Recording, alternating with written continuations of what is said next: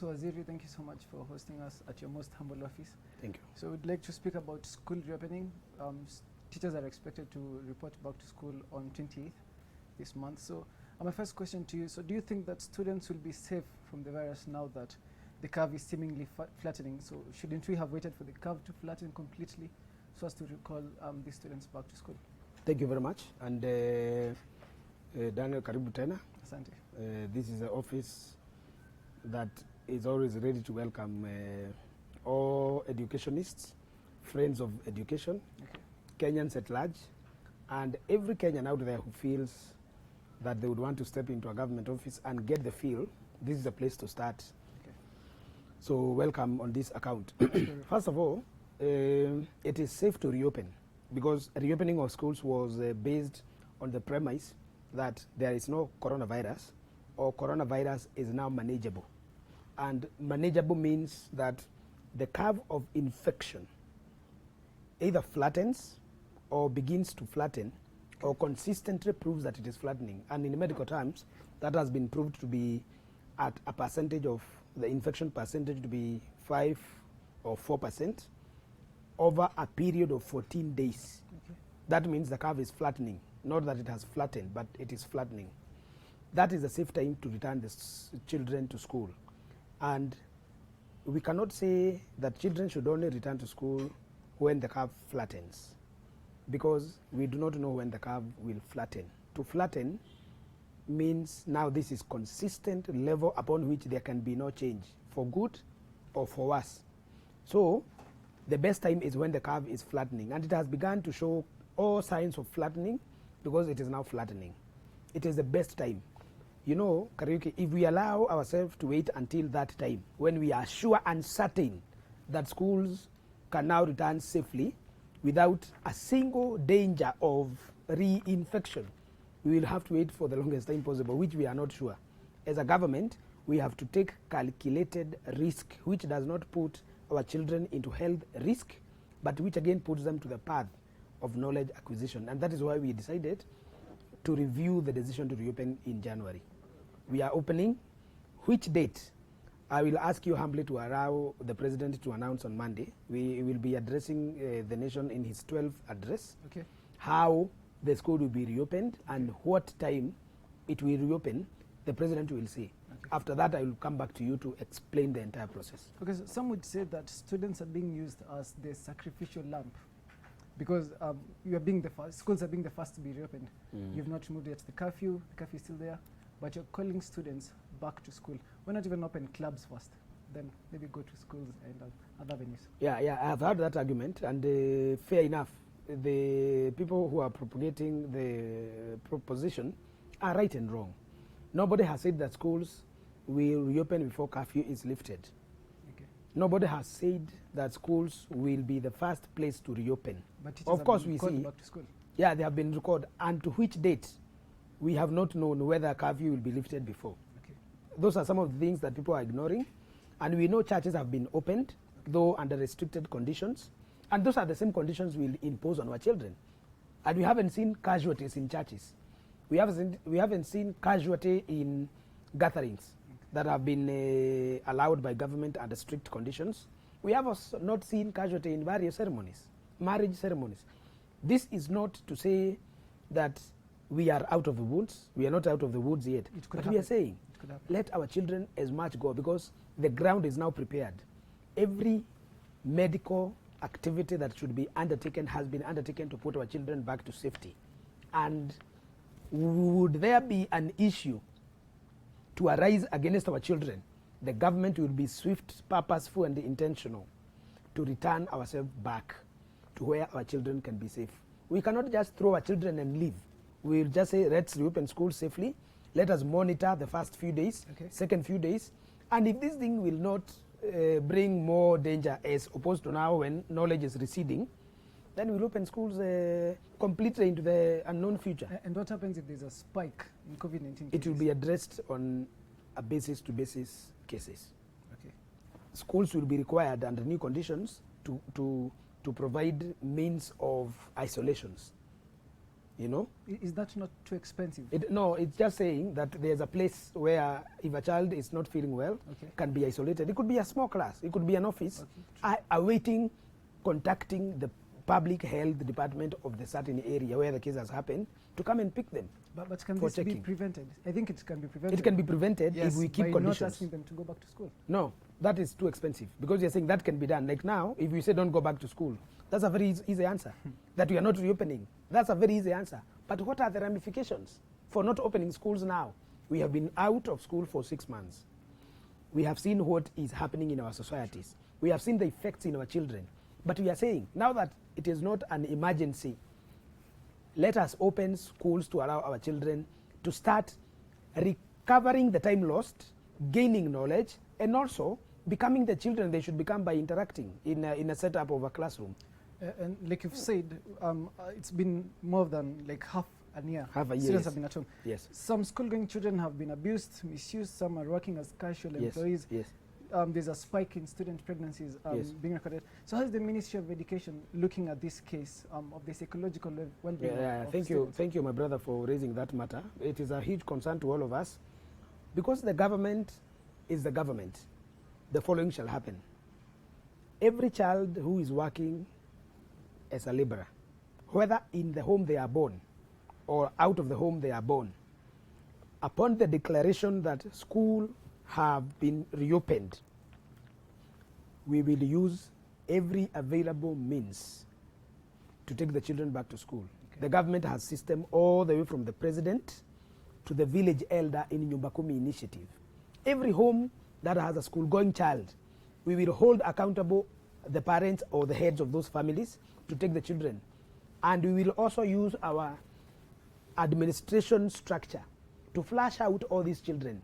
If you are implicated of employing a child who should be going to school at such a time when we will announce, you'll be arrested, prosecuted under the existing labor law, and you'll go to jail. So this is not an issue. Those who have become pregnant, we are saying, if a lady, a young girl has become pregnant, the first thing is to get the casualty, the culprit who impregnated these school-going children, hold them in custody and sentence them according to the laws of the land. But those who have become pregnant after adulthood, 18 years, we are saying, let them deliver safely. It is free to deliver in public hospitals. Yes. Let them bring these children to a certain time when they can be independent and weaned. Give them back to their grandparents. Go back to school. It is guaranteed as a constitutional right that every child must gain basic education. And we are working for, nobody will be discriminated. But it could happen. Now, look at most private schools and offbeat institutions have been closed completely already. Yes. Some including a school that we featured on Switch TV. A school has been turned to a rental house. Yes. We saw somewhere that a school has been turned to, the owner of the school is using it for keeping his chicken. Yes. So what happens to these students who go to these schools that have been closed? Where do they go? Thank you very much. Let me just start by telling you, over 75% of our children are in public schools. The rest of the 25 are highly encouraged to realign themselves with the existing public facilities around the place they live and join the schools. It is unfortunate that some of these schools, as you mentioned, private schools, have become victims of vagaries of COVID-19, and we can do nothing about it. We are just sorry that the proprietors of these schools have got to encounter these losses. We are sorry. But we are saying government has alternatives, and these alternatives are the public schools. Come to the public schools. They may not be as envisaged as you have in the mind comparing with where you are, but come nevertheless.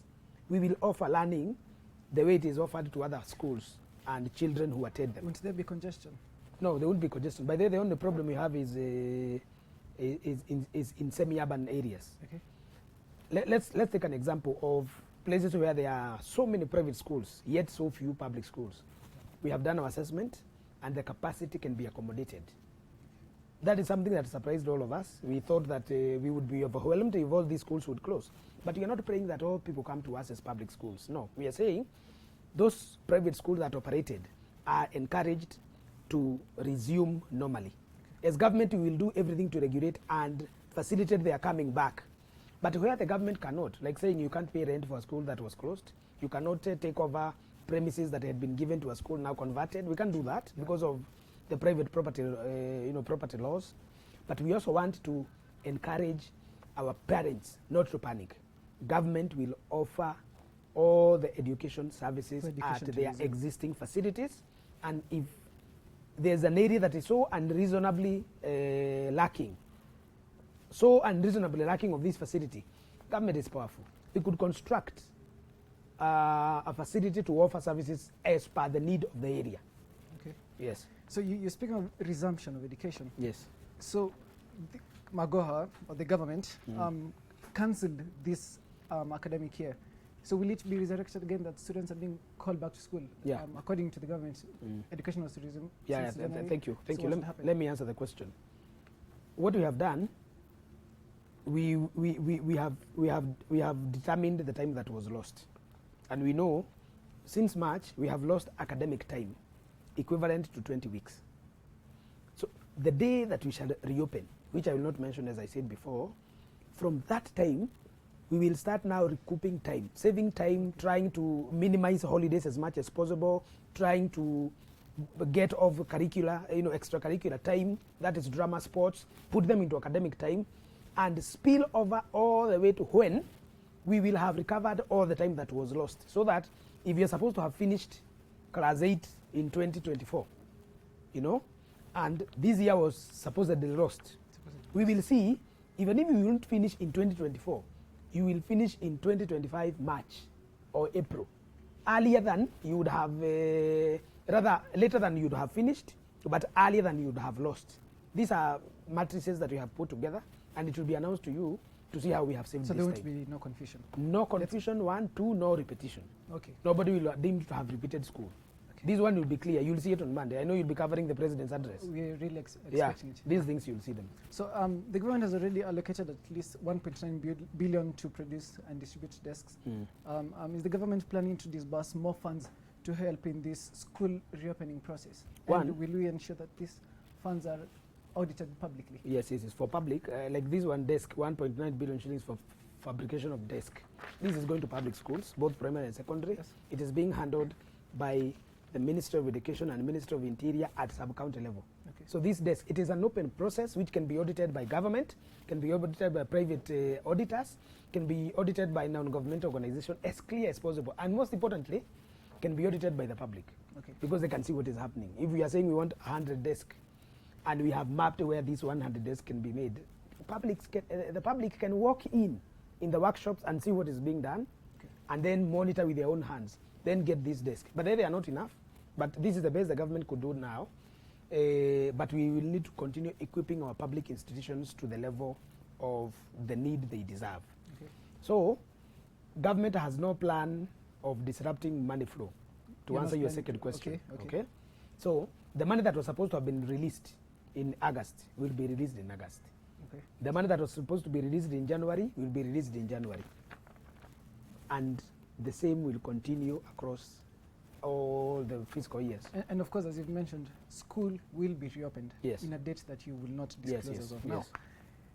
Will there be mass testing of students, teachers, workers, and distributing maybe face masks, sanitizers to schools, to students as they report back to school? And you've mentioned you are not planning to disburse more funds. So what is expected to happen? First of all, it is a big no for mass testing. Okay. We are not going to force teachers to be tested, neither are we going to force students to be tested. That is an exercise which we have ruled out. 2, masks and sanitizers as different entities. It's clear that the government has been distributing free sanitizer produced by the Ministry of Petroleum, State Department of Petroleum. Petroleum. So those sanitizers that are produced for public use will be distributed to schools. Okay. So I've answered your question on sanitizers. I've also answered your question on testing. On these masks, the government has partners, because for us to produce masks, we needed $1 billion and more. This money is not available. Kenyans Kenyans lost on money, so you're not going to force them to collect more revenue to buy masks as government. But we are saying these partners and friends of government, others have come up so far. We have partners coming to give us masks, heavy and bulky numbers of masks. As Minister of Education, we will channel them to schools. Where it will not be possible, we will be asking parents to chip in and buy a mask for their children at a subsidized price, because production will be done locally. We know many places masks are being made. They are being tailored in various places across the country. So we hope this understanding will go. So there's a conflict of interest here. So parents are raising concerns of not having fees. No, they are being expected to buy masks for their children. We are not saying that they'll be buying masks. We are saying mask, we need 16 point, for primary school is 8 million. We will need 8 million masks. Okay. And every child will need 2, at least for a month, washable and reusable. True. So those are 16 million. If you get 16 million, the best we can do as a month, as government, we will not be asking the government again to continue disbursing this money for mask. Sure. A parent, for the interest of the health of the child, can go out there as good as when they buy other things for children, and buy a mask will be costing about 30, 40 shillings, or even 20. This is what we're saying. This child belongs to government, yes, but the child belongs as much to the parent. Sure. And you're not forcing the parent to pay. Surely God knows, if you cannot afford a mask, there shall be somebody near you who can afford a mask. The government will as much be monitoring on extremely needy cases, which we can ask Kenyans of goodwill also to help. Masks should not be a problem. Okay. If you have been able to buy books, you have been able to buy pens, you have been able to buy desks, we have been able to subsidize tuition, we have been able to pay a teacher. We are saying, in an extremely dire circumstance, we can go out of the way. But you do not want to go out of the way to buy mask, because this will be again burdensome to parents. Okay, now to my last question. Yes. So how is the government planning to ensure that in case there's another pandemic, this has hit us, we had to close schools, who knows about next time? Yeah. So in case there's another pandemic, maybe not coronavirus. Yeah, but another one. So what is the government doing to ensure that schools will not have to be closed again or cancelling an entire academic year? First of all, thank you very much. What if there is a pandemic that forces people to be isolated, as coronavirus forced us, and then another pandemic strikes and destroys the internet in the world? So that means children cannot go to school and children cannot learn online. Yes. So we are not preparing for another pandemic. We are praying that there shall be no other pandemic, because that would mean then everything is scrambled. But what we are saying, how can we do to improve learning? We can improve learning by improving the face-to-face learning, as we have always known it, and let's also raise the bar for online learning. Let us raise the bar. Schools should as much now start accessing and delivering knowledge through online teaching, through online learning. So how do we achieve that? Let us increase the internet capacity, increase the gadgets that support internet capacity, and make in every school a smart classroom, a class with good cameras like the one we are using here, full internet, and that every household, and I'm talking about a long future, can access internet at affordable rates, if not free, and also can be able to access that knowledge through smart gadgets that they can own. Every house does not own these gadgets. True. We are just hoping, if there should be another pandemic, let it be the only pandemic of death. So where you die and you do not know what else you have left or what else you are going to find. Yes. Yeah. So the internet is the future for Kenya's Internet education. is the future for the life. Okay. Everywhere you go, including driving, smart drive, including eating, smart eating, including washing. What about technical students? Technical students the same. And we have been trying to pilot programs where a trainer for a technical training institute who teaches mechanic can, again smart, have a camera, a video, and an audio that explains what they are doing. If that is disassembling the engine and mentioning every activity of it and uploading them in a platform where students can open, see the engine disassembled, again do and follow instruction as is being explained, and go to a certain place where they can find a garage open an engine as has been directed by the teacher and do the work. Today, if you go to YouTube and you want to know how to make something, you will know. True. For example, if you just Google simply how to bake a cake, in YouTube you'll find millions of videos of how cakes are baked. The future is online. Thank you so much, Waziri. That was my last question. Thank you, Asante my sana, brother. Waziri. Thank you and welcome again. Shukuru sana. God bless. While sitting here? Oh, okay. Oh. No problem.